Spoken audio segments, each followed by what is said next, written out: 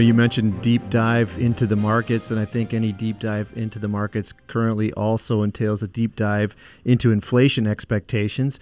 We're on the doorstep of another reading on inflation coming up on Tuesday. And so I think we should talk about that a little bit, Derek, in terms of what we're expecting to see, but also, how it's going to look going forward. Well, we're certainly expecting another hot number. Again, since the pandemic, is largely behind us, the pent-up demand, the lack of supply has resulted in sharp inflationary pressures, and that was only aggravated by the Russian invasion of Ukraine. So we are looking for another hot number. The one thing I would point out, though, is the numbers are going to become less hot going forward. And by that, I mean we're going to start going against year-over-year comparisons. We're very elevated a year ago.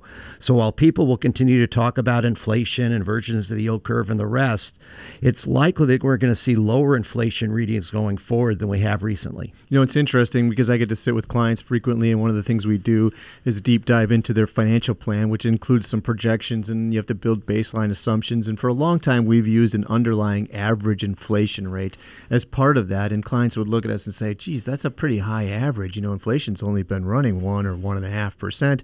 And I always say, this is long-term average. We're looking over the long time frame. Interestingly, that has completely flipped, where now people are looking at that long-term average and wondering if we're ever going to get back down there. And I think what you're saying is, with some in-depth analysis into how the numbers are calculated, you can see into the future where you're going to see a moderating level of inflation, but definitely not a drop back in prices to where we used to be. Right. We're going to probably see a more elevated level because two of the big components of the inflationary calculations are owner equivalent rent, which tends to lag the rise in housing prices by about 12 to 18 months. And we know housing prices have been very strong up until just recently. So you'd expect owner equivalent rent to continue to move higher.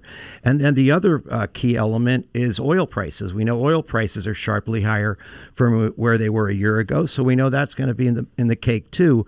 But think about some of these things. So on a year-over-year basis, when we're talking about inflation, used cars up 41%. I don't believe that's sustainable. I don't think we're going to continue to see 41% increases in used cars.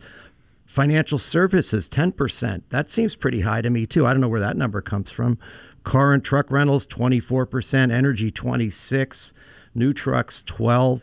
But remember, those are increases that are going to be reflected in many corporate results. So we're going to see a lot of companies actually post much better than expected results because they have pricing power. Yeah, you're right. You mentioned the car rentals in there, and I can tell you, I had the good fortune of being able to do some traveling recently and experienced that, where it used to be, you just went on your app and you reserved a car, and it was a pretty reasonable price for a day. It wasn't that bad.